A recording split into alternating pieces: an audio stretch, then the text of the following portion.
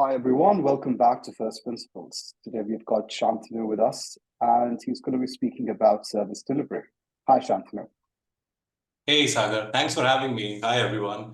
I think this is a great opportunity for me to sort of come and talk to Sagar about it, and just on a lighter note, Sagar and I go back a long time back, and he and I actually sat through some of the projects that we were doing when we were working together, and it really was a new process design.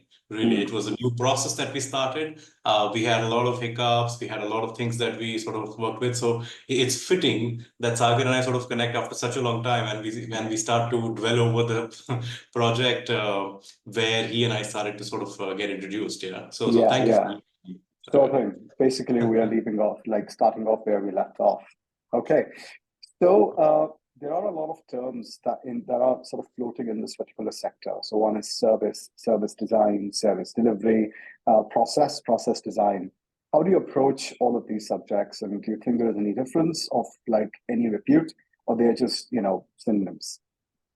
Yeah, it's those two words are synonymous, all right, Mm, design and then delivery, but it is unique in their own way as you look at every industry differently, all right, mm, mm. and it's never right in the first go, all right, and I sort of debunk that myth because everybody who sort of started new has gone through the whole process of undoing the process that they thought was right, all right, Mm, mm. and very fitting, what you're on to is really first principles, right? And what it always talks about is that you have a certain assumption of doing something that you think is right, but you got to go back to the basics and start questioning everything, right? Yeah, So it's a lot about getting it right, doing your research, getting the people right, not just the processes. A lot of times people get how should I put it, confused with the fact that if I have my processes and my use cases right, I think everything else falls in place. But it does not. It's a lot of things which comes together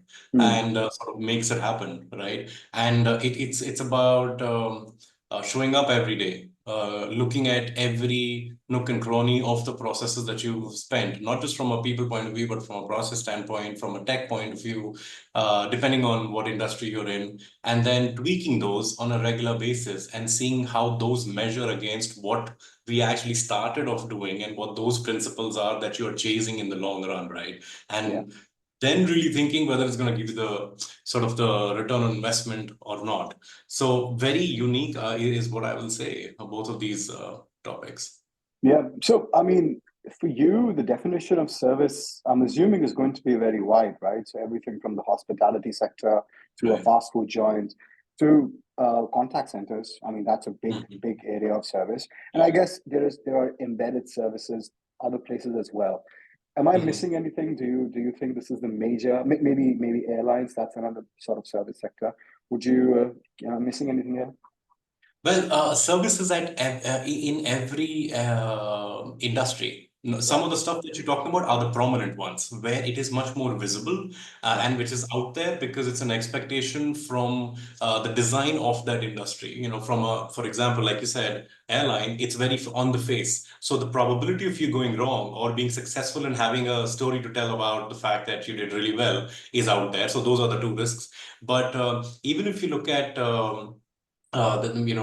some of the smaller things in life, which is, let's say, food delivery, all right, Mm, which is something which, I mean, from an experience point of view, that's one of the jobs that I was doing till a little recently. And can seem very simple to say that, hey, somebody's hungry, places an order, the app takes care of it, and it's in general expected to work 99.99% of the times and sort of deliver. And then what happens, right? Somebody goes and picks up the food and then delivers it to you. But you see, there are a lot of handovers there. If you start to sort of break it down, mm, that service angle has to be from the time that the restaurant starts to prepare somebody's food and gets it right. The second sort of toll gate, if I may use that word, is going to be whether the delivery person shows up on time and picks it up on time while it's hot, or is it getting mm. cold sitting there on a shelf somewhere? Yeah. And then ride safely to the customer's place and then sort of delivers it without any spillage, and then the person enjoying their food. So all of these steps have a certain amount of service accountability for different parties. All right, for the tech guys to ensure that the 99.99 they're pushing to make it 100%, that it is a foolproof system and stack that is working, making sure that the training for the delivery partners is so much that they're not in such a big hurry that they end up spilling something. The restaurants making sure that they're not cutting cost and sort of not getting it right. And all of those you could say are qualitative angles. It's not something which is visibly available for a customer to see, but it all sort of joins to give you that end output, right? Mm. So lots of, I think the service angle, any industry you pick up, going back to the question, it is present. It's just about how pertinent it is and how much focus the teams are paying to them at what angles, you know. So Mm-hmm. I mean, there's the traditional dichotomy of the product and the service, right? And then there are some folks who say that every product is a service. So basically, everything is a service because you care about the product because of what it does to you, what it makes you feel, or how it makes your life easy. So that's an interesting take. But I would ask though, like the kind of industries we've talked about, the service expectation is so varied, so different. Is there a possibility of one professional basically getting their training chops in one industry or a couple industries, and then using that soft skill knowledge about service management into other industries as well? What do you make of that?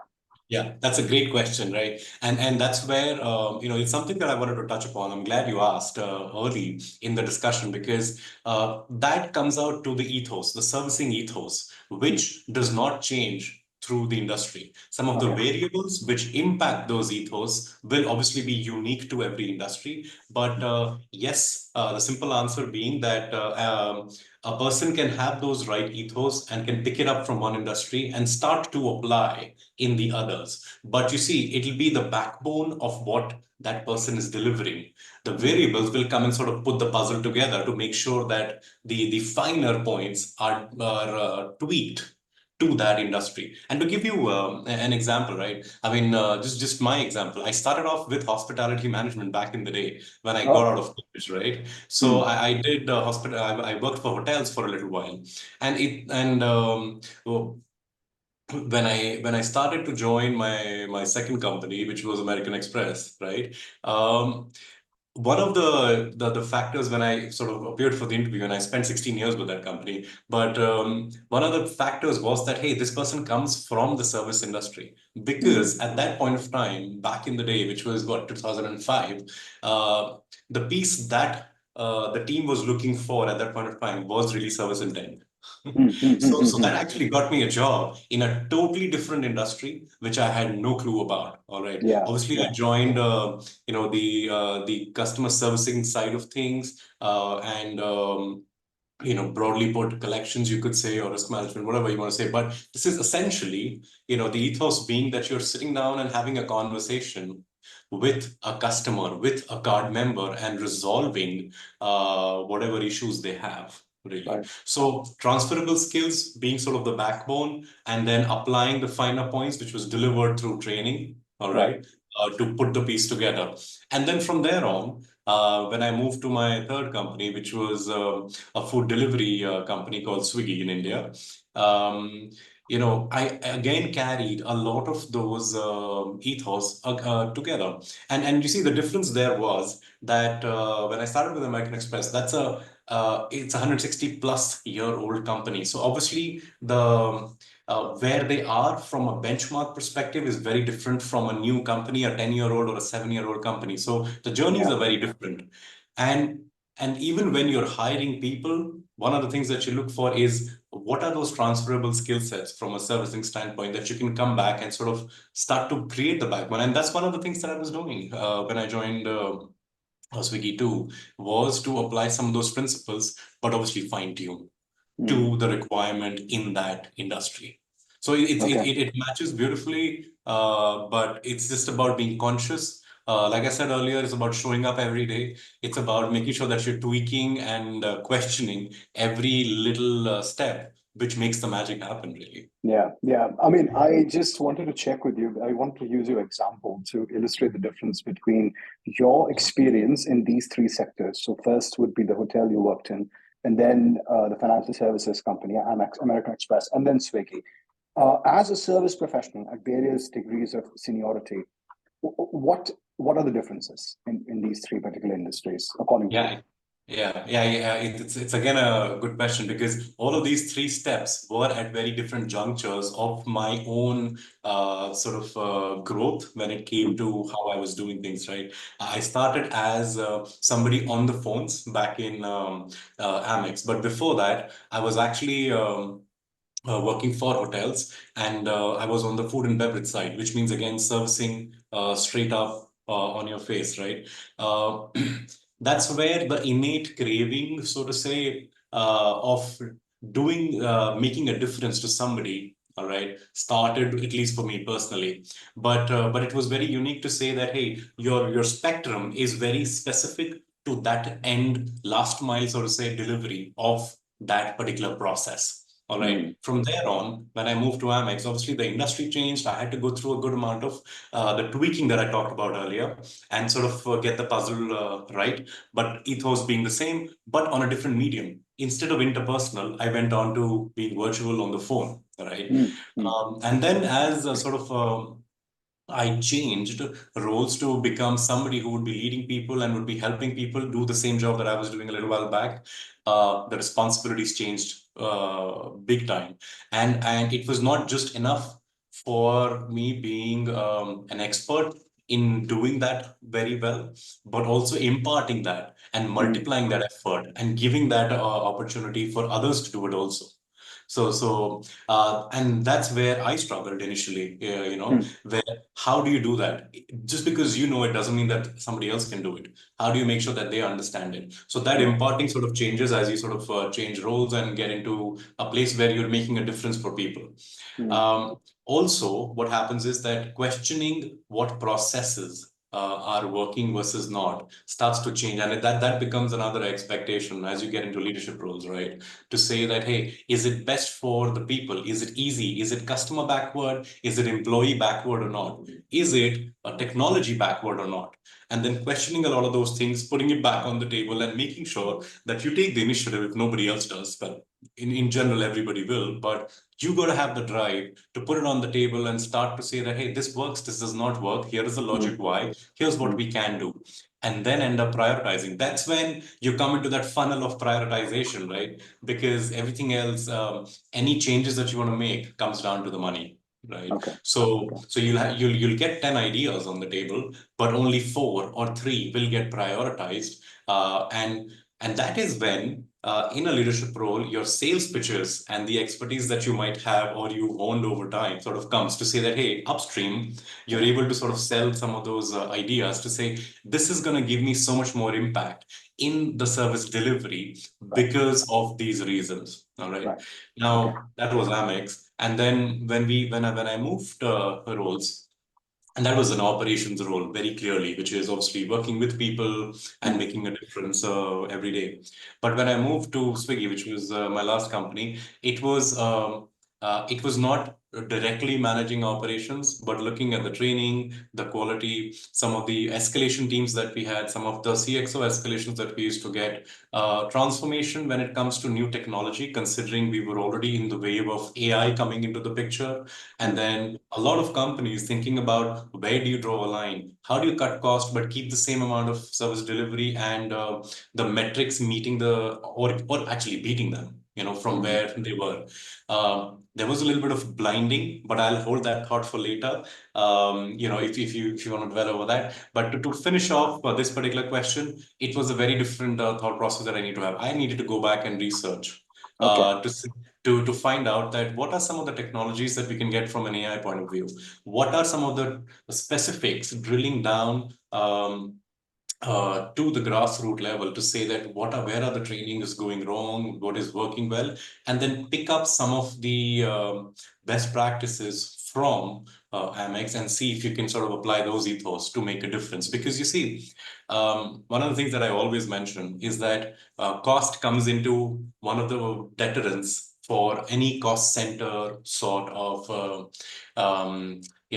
a team within a company, right? Now it totally depends upon what your appetite is, all right? The appetite, for example, for an Amex will be that they can have multiple weeks of training and multiple weeks, which when I say training, it means classroom training, and then having people on the phones or on chats or whatever else and practicing so much more versus a startup or 4 or 5 year old company where they're still sort of funded and there is a lot of questioning and the answers that you got to give of where the money is going, and obviously growth takes precedence. So that opportunity to ensure that you train well shrinks. And that's where the fight begins to ensure that how do you get the process designed to be the right way within those, from a quality perspective, from a training perspective, and then as an output, escalations that you get where people complain about the fact that, hey, this broke, that did not work well. And that's when you start to say that, okay, how do you make sure that you get it to the right place? And then plug in self-serve wherever you can to make it easy for the customer. And does it have to be a person answering your query all the time? No, it doesn't need to be. Well, in the old world, I would always want to talk to somebody. It's just easier. But I'm an 80s kid. But the new generation do not want to talk to anybody. They love their privacy. They want it to be done from their smartphones. And you got to change to that, whether you like it or not. And then a lot of those designs and the delivery aspects have to adjust. And that's the dilemma I think a lot of industries are in right now. And with trust not being 100% with artificial intelligence, but at the same time, the cognitive load that you give to a person when you put instead of intelligence that you have, say that how much can this person deliver when they're actually having a conversation with person. So lots going on. Indeed. I mean, okay, so taking a step back, let's imagine like a continuum where one thing you said was like this is full on service industry. I think that was for fast food or hospitality. What do you think is at the other end of the spectrum where some services still exist, but majority like of the people who are working in that industry are not really concerning themselves with primarily service kind of role? What do you think is that kind of an industry? Is it just manufacturing? Although they are providing service, but a lot of I'm going to say product type of companies are definitely in that realm. All right. Okay. A lot of SaaS-based companies that are building a lot of software to make it easy, to make it faster, are definitely in that realm where service will not come. How should I put it? It's not an innate thing that they will lead with. All right. It's about making sure that your use case delivers the actual end outcome and the product sort of has the right stack to ensure that it does not break and it does not sort of sway into a different area. Manufacturing, yes, to a certain extent. I am seeing that e-commerce also is moving towards that very early. And it's a very recent observation that I've had because when e-commerce sort of Amazon sort of picked up and a lot of the competitors and everything, servicing was very, very important. Why? Because you were sort of setting up the benchmarks and getting the market hold. You're trying to expand in different countries and all of that. But now it all comes down to self-serve and blocking out a lot of the human conversations that you would have when you have an issue to take care of. So that's also moving that way, which is, in my own personal opinion, a little scary because by the end of it, it could just be a very simple thing, but obviously you're not able to put it out there and sort of get an answer because you're blocked and nobody's going to come and talk to you about it. A lot of the questions and answers that you would see on Twitter. A lot of the social media servicing is going the same way, where people, and why is it that people are going onto Twitter and complaining about things? Why are they going onto LinkedIn, which is, in my opinion, not even the platform for complaining, for ranting, but still doing it because they're getting blocked. Yeah. Yeah. Right. Yeah. And it could Yeah. be as simple as airline industry also, Mm. from solving things. So yeah. Yeah. Yeah. Okay. So in terms of attributes, like I'm sure you hire as well, right? So when you're trying to hire, and again, let's not indulge ourselves when it comes to the answer in the particular industry, but like in a broadly service-based role, what are you looking for in a person when you hire them, just to see if they're a good fit for a service-based role? Yeah. Yeah, service broadly has a couple of very, very interesting items that you got to think about. One is listening well, Mm. um, having a positive ego and not a negative ego, because you see, there will be a lot of complaining that people will do. So if you're going to have that negative ego and get upset about it, you're definitely not meant for the job. You should sort of not be there. Mm. Having that innate servicing intent is very seldom now to find. All right, because Oh, people are just moving so fast that it's very, very tough. But listening well, getting the right communication skills, all right, ensuring that you empathize really well to what they are trying to say, and then being solution oriented, focus on solution versus saying, I can't even imagine what you're going through. That doesn't help me. All right, it's just yeah, a filler that you're using, yeah, and yeah, I see that happening a lot. But saying that, okay, I hear you, but here are the two solutions that I have. And quick thinking ability is sort of the foundation for any servicing role, because you got to be quick about it, whether it's complaints or whether it's positive servicing that you're doing. For example, from a mm, credit card standpoint, right? If you just look at specifically that, and I know you told me not to get into one industry, but it's just an example. Okay? A lot of people will call up and say, hey, what's my membership rewards, like, where all can I use it? Now, how smartly do you get those options tailored to that person is yeah, important.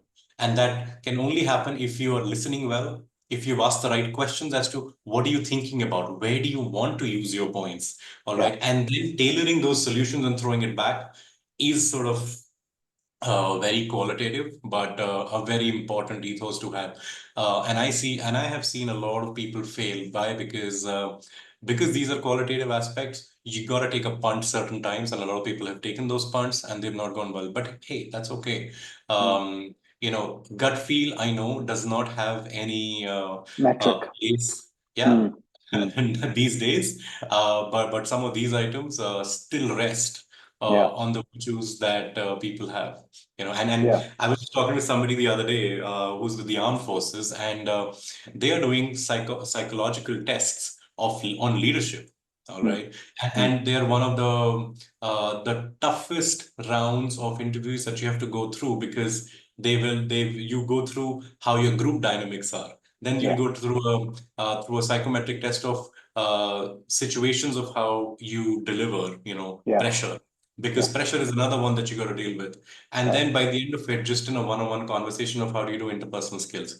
And he was saying that, hey, it's tough to find people who have a mix of all these things that we look for. right, But hey, some things can be taught. yeah, Some things are non-negotiable, if you ask me, from a hiring perspective. And some of the things that I touched upon just earlier are non-negotiable for me. Those are things that you got to have. right. Okay. Well, I'm sure you're aware of this example because it's mine, but I will share it with you anyway and ask you if you've seen this in others. So all the other qualities you said, yes. So solution oriented, I guess solutionism, just like a positive outlook, I guess an innate service orientation. You said good communication skills, good listening ability. So they should really listen and rather than just, waiting to speak. Okay, all of that is great. If, however, your job requires you to be time oriented, in the sense not punctual, but you need to be present. Psychologically, back in the day, I used to feel that I'm just poised for like these 8 hours, right? Something might come in, I don't know. I can be on calls all day if I know I'm going to be on calls all day. So there is also this element of being, I guess, comfortable with uncertainty within a range, Hmm. and being comfortable with just being available for 8 hours and not needing your personal space every 2 to 3 hours. So apart from me, have you come across this in your career? And is this a problem? And can you catch this early on? Yeah, it's a very unique trait, all right, and obviously you will not find that out in an interview, all right. Mm, But what I would really focus on when faced with these kind of issues, where it's about somebody concerned about the uncertainty that gets thrown at you, mm, that use case which you never got trained for, mm, can be a deterrent of for my performance, right? Some of those things you have to live with, all right. And I'd rather focus on making sure that how do you deal with some of those situations and mm, catching those in the background mm, from a product design point of view and mm, seeing if you could still put it out there. Because you see, these are going to be unique situations, which means that you're not trained for it, right? Which means that your cognitive ability is not going to sort of register it and it's not going to hit you immediately. And you start mm, to apply some of those principles and solve for, right? mm, So it's quite a vicious circle. So even if I know it, it's only going to happen once in 5 days or whatever else. So the probability of that individual sort of picking it up and then doing a stellar job of that mm. are slim. So you got to live with some of those things, and which means that you got to have the support system on the floor Yeah. when you have those people delivering those Mm, services. All right, and yeah. I'm generalizing it, but trying to say that, and that is why traditionally you had team leaders on the floor, you had subject matter experts on the floor. There was a reason for that. It was not to watch over people's backs to say that, hey, you gotta improve your AHT. Well, Yeah. in that matter, reduce your AHT, Right. or do this better, and jump into the conversations that they're already doing. But to be the fail-safe and give confidence to those individuals who might have these abilities to say, hey, somebody's got my back in the event Mm, that I have a possibility of being stumped. What I just need to do is a transition to say, let me come back to you, go right. back, get a solution, and throw it back. Okay. No. Okay. All So, right. and then generalize this particular model that I talked about across industries. Mm, And these days, it's so much more better. You have learning management systems, all right, and you have assistants, which will tell you what to do on screen. So it's not even that you got to look behind you and put your hand up and do something, which was the traditional way of doing things. But if you get this right, and a lot of the platforms are for servicing are focusing a lot on that. But nobody's perfected it. Honestly, mm, in some of mm, my conversations with a lot of companies who are building software for intuitive analysis of what servicing people are doing in contact mm, centers, and I'm mm. just going to stick to contact centers for now, and then utilizing that information to go back and give feedback to the teams to say, hey, here's what is breaking, here's what is working, is not foolproof. Okay. Because by the end of it, it's human reactions, right? You're Yeah. not dealing with decision tree bots where the expectation is going to be 1 to 99 and the 100 situation is not going to come your way because it's not programmed to. Emotions are unique to everybody, and that is at the center of everything that we do from a servicing standpoint. And if Yeah. that's taken care of, I think more or less your work is done, and it takes time. And that's why one of the examples that I always use is the fact that Amex, I still love the fact that 99% of the times I will call them, somebody picks up, does a stellar job in listening to what I have to say for my Right. own personal cards that I have with them, and will take ownership and solve it, Mm, mm, yeah. which is the traditional way of doing things, not throwing me onto a self-serve, use case. Right. Okay. So then I guess this is also slightly controversial. So do not answer if you don't want to. But the kind of the it's going to be difficult to separate the service from the service provider, the individual. That's the nature of service. And I guess managing services is also that's why it's different. The human element is massive. There are high tendencies of sort of chaos and things going SR. Like if you're managing, if you have like plans to have so many agents, when you predict that the calls are going to come, and if somebody calls in sick, that's a problem. So constant crisis management is always going to be there. which I'm sure you've seen like a good share of. Okay, so compared to just general operations management, which does not involve a lot of heavy servicing, product management, project management, how stressful is service management and service delivery? Very, Okay. very. And what it sits upon is forecast.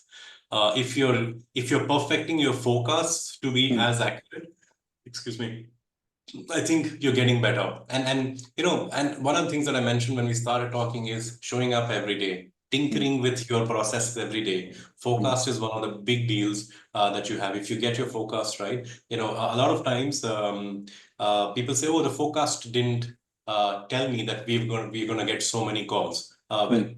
A classic contact center example, but that's a blame that you have. Why didn't you forecast well? All Yeah, right. It yeah, is what it is. And then you need to have plan A's and plan B's and plan C's that you have. Otherwise, you take the hit. All right, right. And right. and back in the day, we did not have so many different ways of handling that additional volume when it hit a contact center because it was heavily based on people sort of picking up those calls or chats or whichever mode of communication you're talking to your customers are Yeah. about. But these days, what you can do is because you have a mix of use cases which are self-serve, and then you have some difficult cases which you're going to throw to a person to talk. You could Mm, always sort of shuttle between the two areas and then start to say, all right, here's the 10 different use cases that I'm getting on the phones or on the chats, for example. These two, let me take out. And that's what the forecasting teams have to do. And real-time planning is all about. All right. So there is a forecasting team that will forecast for you, and then they'll sit on their backs and say, all right, my job is done. But then there is a real-time planning teams, all right, in the command centers that you have for a lot of teams. And they will say that, all right, let's shut these two, put it on self-serve so that it creates a little more breather. mm, Because the every minute that you're not solving for and reducing the volume for those people who mm, are under pressure to deliver, mm.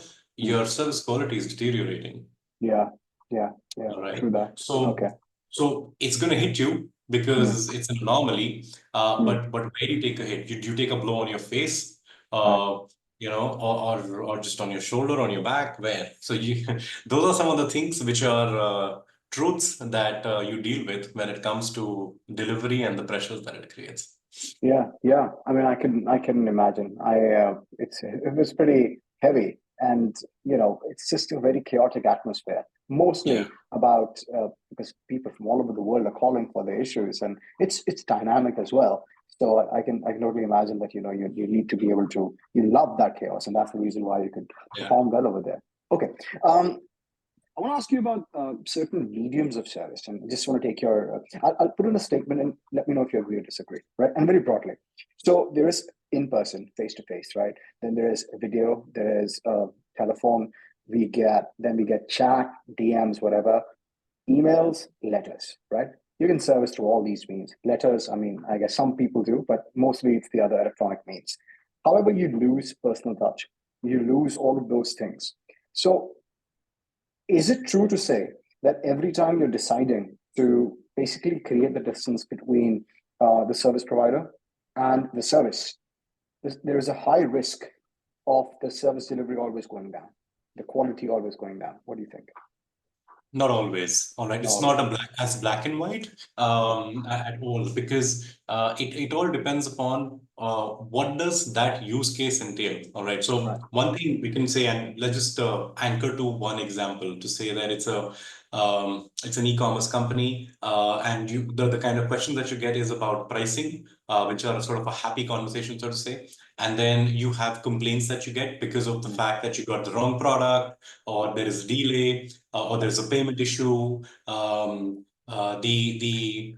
The coupon code, which is a big one these days because everybody wants freebies, right? Did not apply in my checkout mm, page. The page sort of just blew up on me. A lot of those. So it's about making sure that which use case rests with which channel. All right. okay. And it's about getting that right. Let us forget about it's only regulatory.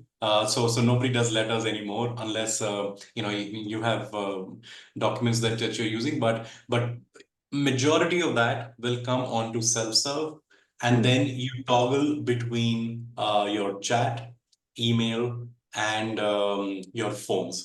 Now, Right. I'll give you one more example. There could be a payment related issue where Mm. it applied or it did not apply, or a coupon. Now, the sentiment is high there to say, hey, where did my money go?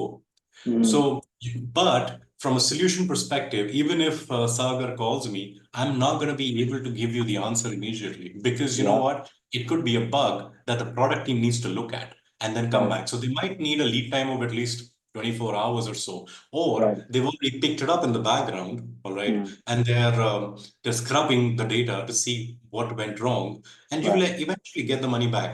Now, how do you word your email? You could throw that use case onto email to say, hey, don't worry about it. Your money's safe with us. We're going to Mm. get it out to you. But at the Mm. same time, let me place another order so that you get your product.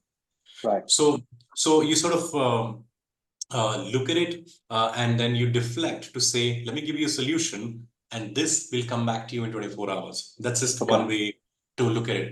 But when it comes to, let's say, expensive goods, things which are exclusive, somebody who's not taken any coupons and has spent a good amount of money and has got the wrong product, that needs immediate attention, maybe. Mm-hmm. Because the emotion is going to be like, hey, what the hell? I spent so much money to buy this from you, and you goofed it up. And Yeah. and then underneath a lot of these use case comes customer classification Right. to say what kind of customers are you talking about, because the emotions are going to be very different. For Right. example, if I have somebody who's a repeat customer, has had 500 different orders, Mm. that sentiment will rest on trust to say, Mm. how dare you get something wrong for me? I've been such a valuable customer, I give you so much of business, versus a second or a third time customer who are still testing waters and the trust is not there. Mm. So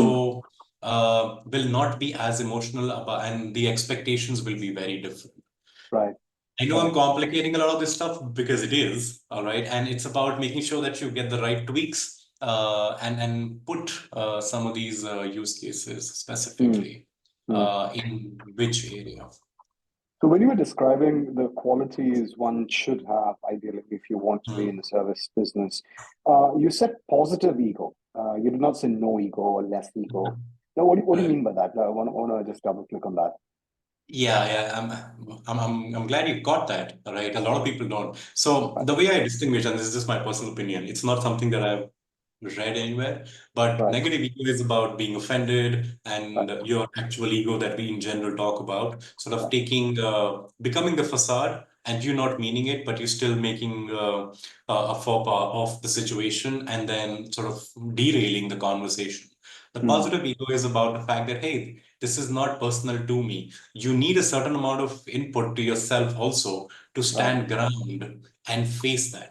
And Mm. if you and you could say positive ego, or you could say confidence, or you could say selflessness to not take things personally. A lot of Right. those things sort of are the little things that you got to have, and that's why the positive ego is very very important to say that I'm confident Mm. about dealing with some of these things. I can succumb to that pressure also. All right, Mm. Mm. while there is no ego in the picture, but I could still succumb, but I don't succumb. I look Right. at it as an opportunity. That's Mm. positive ego, to see Mm. how I can fix it. And then, the whole craving to make a difference sort of comes in there. Okay. Okay. Um, I'm assuming that exception management is something which is also of relevance that leadership discusses, especially in like Yes. servicing. So, like, at what level can somebody allow this much exception to a customer? How? What are the thoughts that go behind making a good exception management plan, and when to escalate? How does that work? Yeah, it's got a lot of science to it. There is Okay. a lot of risk management teams who work on precisely those models to Right. create models which ties into your return on investment. All right, Mm. and there Mm. is a certain amount of profiling that everybody does. The amount of data that is available, Sagar, is immense. All right, you Okay. can do a lot with that. And my eyes opened as I sort of moved from Amex to a food delivery Mm. business where, with consent, with the right ways, the data was being scrubbed to Right. find out what my behavior is all about, and then tailor the services accordingly. Mm. Exception management specifically is based on, broadly put, your frequency of ordering or using a certain service. All right. Mm.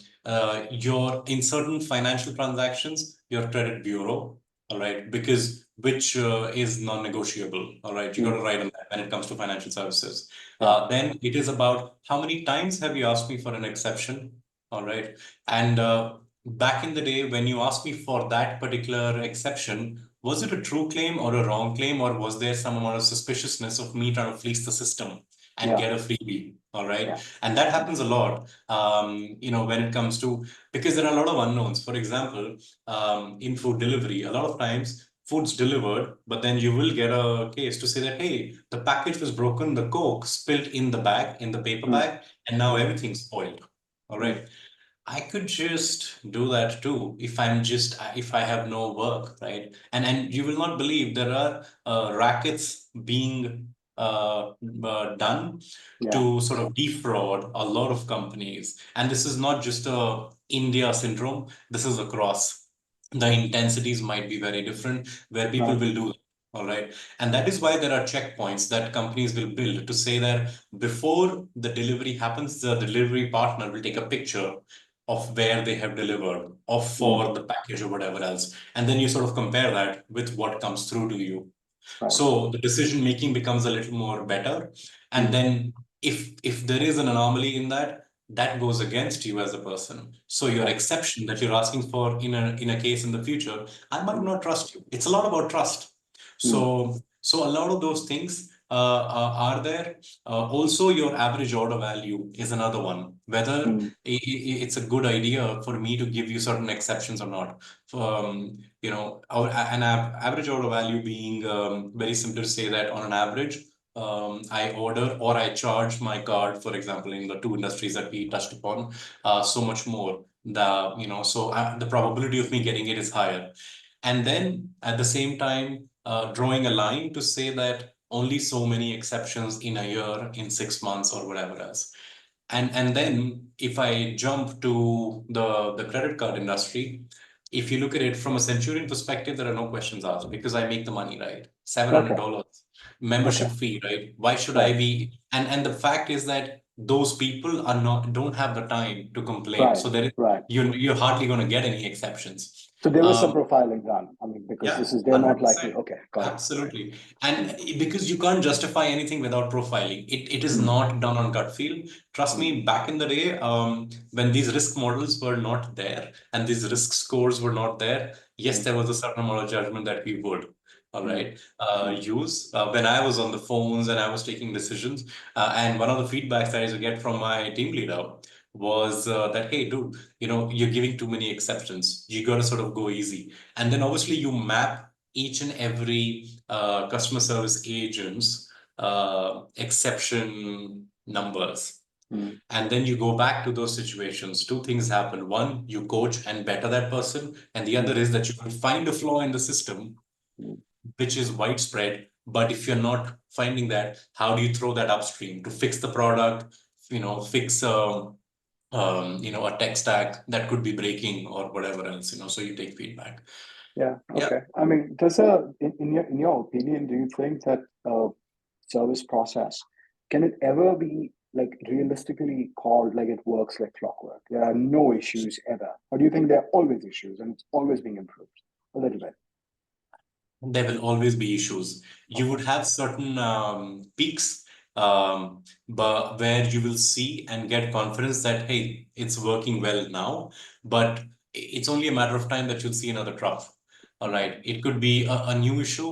It could be an old issue which crops up because it's about the puzzle that I talked about, right? It's not just one person, one thing which makes it seamless and delivers. It's Okay. a amalgamation of so many things. It's about getting the project right. It's about the design right. It's about the tech stack right. It's about the people right. It's about your policies right. It's about getting the customers, being the right kind of customers that you've acquired. And Yeah. especially when companies put so much of money in growth. Mm. So the risk management teams have to ensure, all right, there is a bigger amount of accountability which the risk management teams do on underwriting, on profiling, and getting the right kind of people for the right product. And if that is off, obviously it takes years for perfection, all Yeah. right. Yeah. But based off of data now, it's becoming easier. But yeah, that's what it is. It can never be perfect, and I think that's the Mm. fun. Mm. From somebody who's been on the service industry for such a long time, Mm. I'm gonna get bored if everything's Mm. working. Mm. My job's not required, right? I don't need to be there if Yeah. things are working Yeah. fine. Yeah, in a way, you are basically an exception manager when you're not designing, because that's what's happening. If you've designed it well, it should just run like clockwork. Yes. Okay, Yeah. all right. It's interesting. Basically, I don't know. I don't know how to put this thought across, but I'm just basically wondering over here the reliance on models, any kind of model, right? When you're making a model, yes, and you can have a lot of credentials and you'll be very smart, but again, there are assumptions, right? And the fact is the real world is changing, so the assumptions are not holding to be true. So in your experience, um, rather as a suggestion, how often do you think whatever companies should revisit their models, because a lot goes on that, which could mean staffing models, how much capacity you have, what kind of risk or Mm. profiling is happening. We tend to view them as gospel, but they're not gospel. They're supposed to help us, and we've kind of trained ourselves to just follow it. So, any thoughts on this? Yeah. No model's ever 100% right. All right. Um, I'll be lying if I say that, Mm, even in the context of companies which are 150 years old. All right. Because two things happen, two variables actually, not two things happen, but two variables. One, models have to constantly evolve because the expectations of a customer are changing. yeah. So you're not really perfecting it in the same test kitchen. All Mm, right. mhm, The mm, variables are not the same for a year, for 2 years. Things change every day. Things change yeah. every week, every Yeah. month, right? So that's one of the factors why they're never perfect. The other piece is that from a visiting the model's point of view, I think that's one of the things that you stressed upon. It is done weekly. It is Mm, done daily. It is done monthly. All mm, right. Depending upon what that model impacts from an output point of view. For yeah. example, forecast example that I used earlier from a Mm, capacity standpoint, right? mm, That there are weekly calls that, and I love the fact that you called me an exception manager. So exception managers will have with that team to ensure that, hey, no, these things are not trending the right way. We had right. these peaks and troughs, and you did Mm, not account for that. So you need to give me more money so that I can hire more people. mm, Or for that matter, that forecasting team will come back and say, hey, you're overstaffed. All mm, right, your available time where people are sitting idle is off the roof. So you got to reduce right. people. All right. Right. Right. You'd rather use those people in a different process. Let's Mm, work on that plan. mm, Then you will have tech teams mm, who are scrubbing things every day. All right. And especially in stressful situations where you have high demand, mm. the probability of these tech stacks breaking is very high. Okay. Um, for example, Christmas, for example, New Year's, Mm, your charge volume will go up, your food ordering value will go up, your e-commerce orders will go up, your hotel bookings will go up, your airlines bookings will go up. So the probability of, and there are teams which are paid a good amount of money to sit there and make things work and not break. mm, Uh, and there are teams which also sit by their side to ensure that, hey, this model not working. So you got to have plan A, B, and C, which they're implementing regularly. mm, So it's about every day, tinkering, getting there, questioning it, and precisely what you started off with, right? First principles. Look at mm. it from that point of view. Just because you thought it was going to work, it's not necessary it's going to work.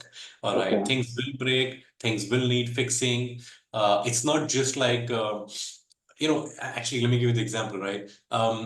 Even if you get your car serviced on a regular interval, which the car manufacturer tells you to, the probability of your car still breaking is very high because the variables which go in is your driving conditions, the road conditions, blah, blah, blah, Yeah, right? yeah, yeah. So even though you've got everything right, it can still break. Right, So take that principle and apply that to so much more complex stacks that you work with right, these days.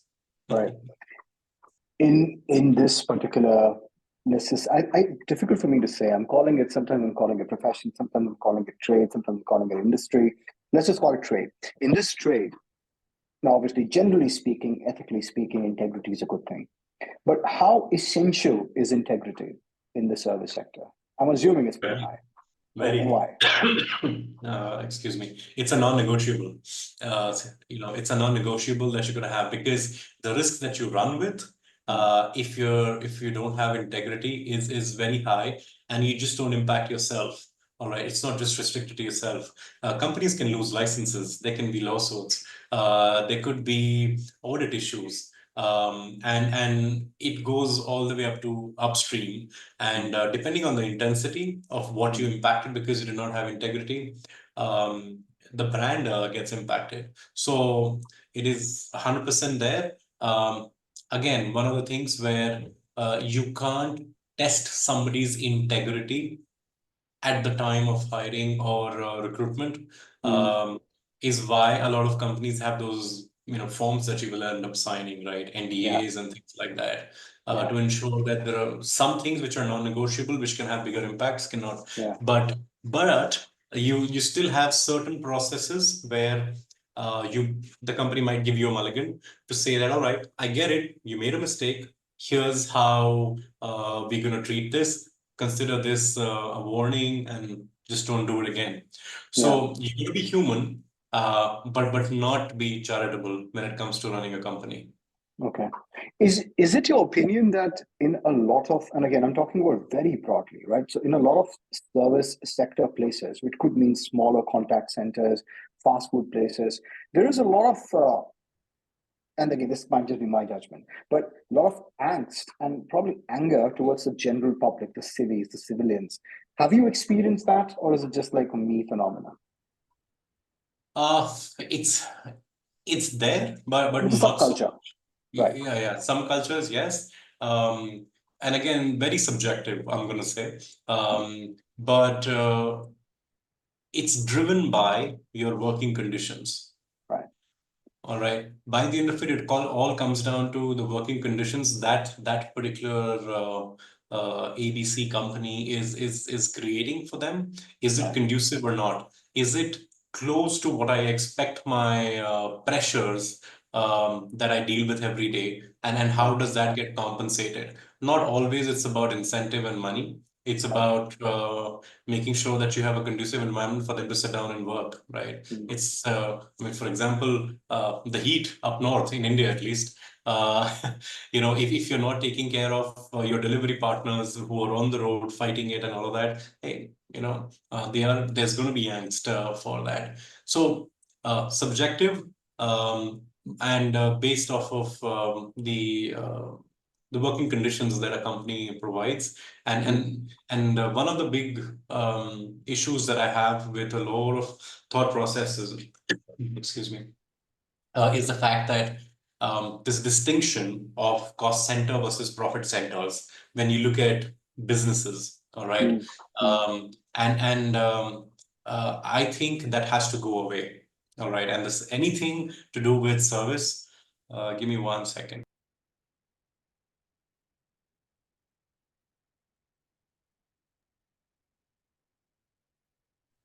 So sorry about that. So anything to do with servicing has to be put under the box of being a profit center because you will not see that profit as revenue maybe immediately, but it is building your brand because you're investing in Yeah. it and you're not putting pressures down that work stream in short term or in the long term. And that Mm. is where companies who have sort of tried and tested these things, there's more revelations with those companies and they will invest more in those areas. All Yeah. right. But the reality is that when you're starting small, you're starting something new, your drive is generally about growth, and Mm. hence a lot of the funding gets driven towards growth because that's what your fund manager is asking for. Yeah. Yeah. All right. So it gets colored, and that's what makes life for people like me so much more difficult. Yeah. Yeah. I can imagine. I mean, I don't understand what's the point of building a paper tiger. I understand the incentives of the particular investor when they want to exit, but you don't Boss. want to build a house of cards. Yeah. Yeah, exactly. I respect that. I respect Mm. that. But and it's important to sort of get the ratios right of where Mm. if I have $10 to grow a company, all Mm. right, at least $4 or $5 I should be putting in building strong foundations, good tech stacks, Yeah. getting the right people, Yeah. and not being in a hurry to put people out in the ocean to start talking to customers, getting Mm. it right. I'd rather take a day extra. Mm. But obviously, this thought process has been challenged with a lot of the business teams that I've had a lot of productive conversations, is how I'm going to put it. Mhm. Mhm. To say that no, it doesn't work like that. There has to be a certain amount of adjustments that we make, and you get the raw end of the deal, or you draw the short stick. But it's not forward looking. It's Okay. not what makes a great company in the long Mm. run. All Yeah, right. yeah, yeah. Okay.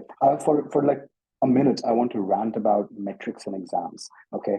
Let me just start by saying metrics and exams are important because we need to monitor progress. You can't monitor something, you can't progress. However, we Mhm. need to understand that again, exams, questions in the exams, and things that are being judged by metrics are at the end of the day an arbitrary Mhm. line in the sand. Yes, they might have logical reasonings to it, but every time you're trying to take a snapshot of something which is happening in the real world, you lose context and nuance. And every time you get further and further away in different layers of abstraction, you tend to really just forget about something. So when you're looking at numbers, and the reason I'm ranting is because metrics are important. They're very important in the service sector. You know that. And you also know that metrics don't all they sometimes lie. They miscapture. And even if they're Yes. capturing properly, they don't define properly. How do you fight that? How does a leader fight that? How does somebody who is an agent who fights that? Like, what do you do? Yeah, so it's always a tough one Mm. because metrics can be deceiving too. Mm. They're indicative to a certain extent because it gives you the indication that certain processes are working in the way you want them to be, Mm. um, but they can't be sacrosanct. In Mm. my opinion, Mm. they are not the only thing which drives a certain performance level, broadly put, for an individual. All right. Again, me going back to that whole thing about a bot doing it for you versus humans doing it, right? I mean, there is a Yeah. reason why there's a human, right? Yeah. So it is one of the things that drives it. And that's why a lot of companies, what they do now is that the weightages that is given to certain metrics Mm. is always looked at. Mm. For example, what is the biggest driver that has to be identified very, very Mm. clearly? And what is it that you want to achieve from a certain process? It does not always mean that efficiency has to have the highest weightage. It does not always mean that, for example, in the collections and the sales area, right, your collections will logically, people will say, should have the highest weightage. No, but you see, the softer aspects of having a good conversations and taking that extra minute to tell somebody that it's beneficial for them to pay back, all right, might give you better returns. Yeah. Um, but what is that right weightage that you give, right? That Yeah. is something that you learn with and is very, very market specific. Again, just out of money experience and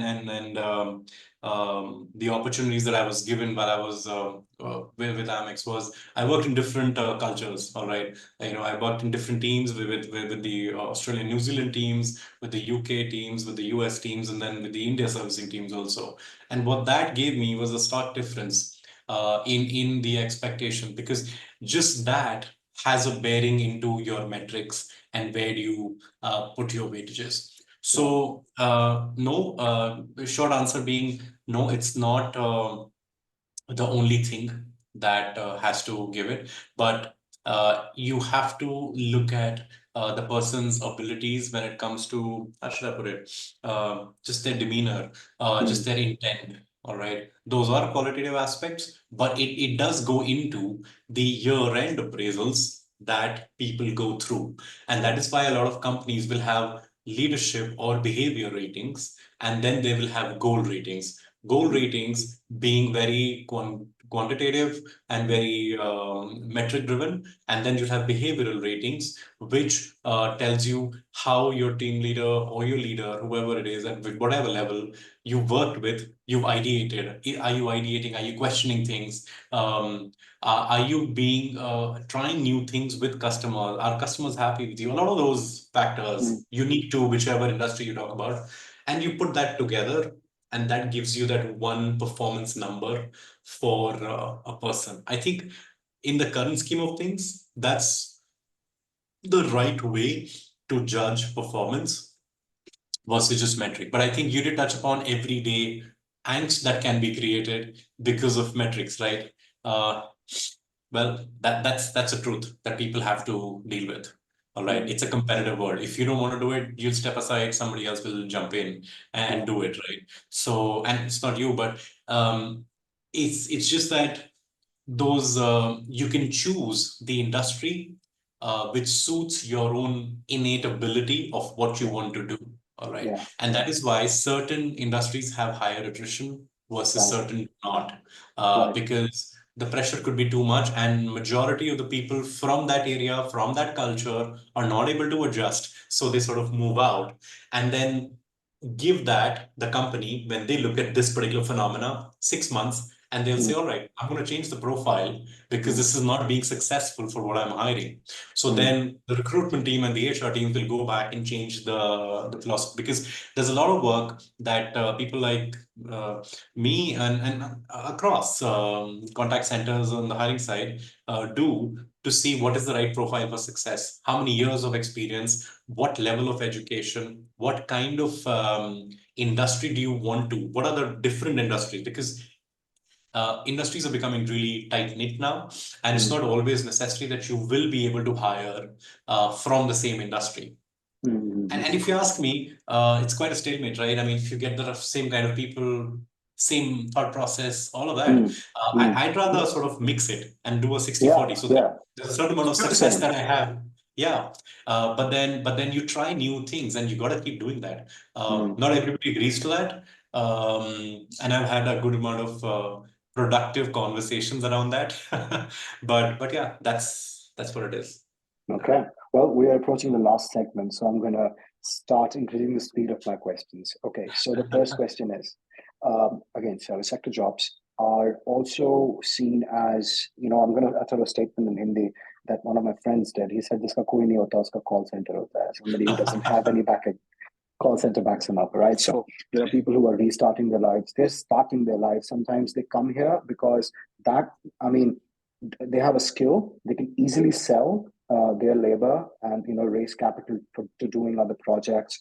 You've accepted that there is high attrition in this particular industry. How do you manage all of these competing very high energy states that people go through? They might be coming in, somebody they've had a situation, change a situation in family, or so, like a woman might be coming back to work, or a man might be coming back to work, depending on what their parenting duties Right. were. This is something that a lot of other industries don't have to deal. Do you have any special insights and know-how into how to manage people who are going through certain situations? You got to know what drives them and what's their driver, and Okay. what is it that they're trying to achieve. All right. Mm. If you're able to get a certain amount of input Yeah. during the recruitment process, Yeah. then the probability of that variedness that I talked about, and then you touched upon right now, Yeah. gets handled, Yeah. because you know now that here is what is the driver for Shantanu, and here's what is the driver for Sagar with Yeah. the background that we have. Yeah. And what you got to remember, Sagar, is that the issues that I've had in my life, I'm never going to put it out there in the interview, right?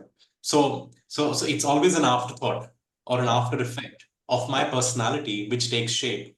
after I get through. It's mm, generally a facade that people will put in an interview, the mm, best foot mm, forward, blah, blah, blah, mm, right? So once you get in, there is no way that you're going to know, all right? mm, That's where gut feel and instinct comes into play, which also gets questioned to say, hey, you got to make it, metricize it. You got to have a questionnaire that you do yeah, that. But no, yeah, that's not what people is all about, right? That's precisely the fundamental question and the difference between having artificial intelligence and bots doing the job versus people, yeah, at recruitment. And I'm yeah, not even talking about delivery and the use cases which works and does not work. So yes, you will have people from different walks of life. You will use a certain amount of data to mm, say that back in the day, what worked and where people came from and what mentality, what education background, blah, blah, blah. There's a certain amount of profiling that happens. mm. All legit though. All right. I just want to make sure that there's Yeah, no yeah, biasness from that point of view. But you take that into account and you sort of restrict yourself to say that, okay, broadly, I'm going to stick to these kind of people who come in and then sort of funnel that down even further. And just in my experience, the opportunities that got thrown at me, I was lucky. I did a good amount of hiring. I was on the road. I was back in the day when I was a team leader. I was going to different places and I was taking punts regularly mm, in making sure that I think this person has that innate ability of right, servicing, and that will supersede any ego issues, any metric issues, and the probability of this person fighting it is just so mm, much more. And mm, and uh, and I see a lot of successful people who are mm, still with that company. Obviously, it's not 100%. Obviously, it's not going yeah, to be. yeah, But that gives me confidence about the mm, fact that it's okay to let people figure this out. yeah. Otherwise, it's okay. We're all adults by the end of it. Yeah, yeah. I have to say that one thing is that there has to be a time where one could say that I'm making an executive decision. Okay, I'm going with my gut. I've taken all the Yes. information I have to take, but this is my decision. It's on me. The buck stops here. And the Yeah. second thing is, it's important. All the tumultuous relationship I have had with the service industry in my past, I have to say that it's very open-minded. I mean, you yourself said 60-40 mix. You want people from other industries, and industry is Yes. becoming insular. You are siloing the culture. The dynamic business environment, it helps if somebody from one industry goes there and Yeah. brings in something. So that's great because there are second chances. I mean, you can call it the second chances industry as well. Okay, Yeah. second last question. There is the Yes. principal agent problem, right? That's why we have incentives. Do you have a theory of incentives and how are they created? And what are the assumptions behind creating incentives? Yeah. I mean, incentives is an integral part of people's lives, is why Mm, they come to work, right? I don't come to do charity, mm, you know, and it becomes a driver. mm, And I have seen uh, you know, over the years, incentive adjusting itself and mm, becoming a deterrent, becoming mm, a negative driver, mm, and some of the integrity issues that you talked about, happening because people got greedy, and then right. we had to adjust those to ensure that we get it right, the models right. But yes, incentive is a very, very important piece for driving performance Mm, the right way. And that is why you will always have toll gates and checkpoints on the ifs and the buts in mm, every industry of when you can earn that incentive and it sort of go to you. And it is also unique to every culture because mm, the definition of incentive mm. is very different for somebody in a different country versus India.